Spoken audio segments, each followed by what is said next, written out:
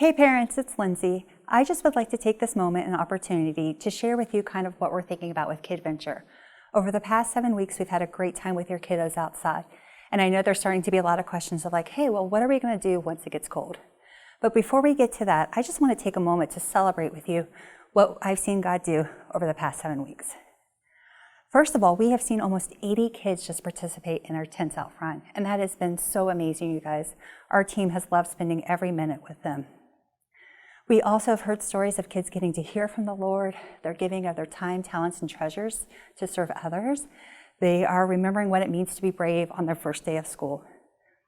And so as we think about what does that mean for Kidventure as it gets cold and we can no longer serve your kids outside, our team has been working really hard to plan and prepare for what Kidventure inside would look like.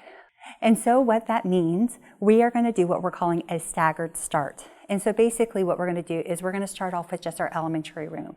And as we're able to recruit more volunteers, we will slowly begin to open up more and more spaces here in Kidventure.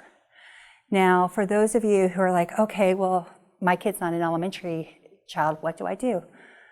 I just want to encourage you guys to still come to church on Sundays. Bring your kids with you. We love having your kids in service. For those of you who have done this before we had Kidventure, you know that we provide worship bags for your kids to be able to participate and engage in what's happening, as well as to keep their little fingers busy. Now, I know there are some of you who are still at home because you still aren't feeling safe to return to church, and that's okay. We will continue to do all of the online things for your kids, the services, the activity pages, and all of that. We will still continue to do that. But for those of you who are finding yourselves still at home with your kids because you think, man, they're going to be a distraction to the service, I just want to let you guys know we've had upwards of 20 or 30 or 40 kids in the service, and they've never been a distraction, and they never will be, because I truly believe that kids are a part of our church. And for some of you, the thought of bringing your kids to church just feels like too much energy and effort at this time. And so I just want to take a minute to talk to you as a parent.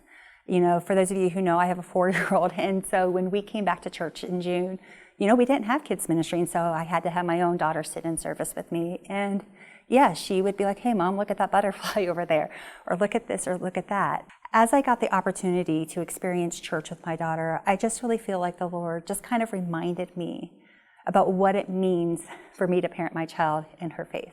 What does it mean for me to disciple her?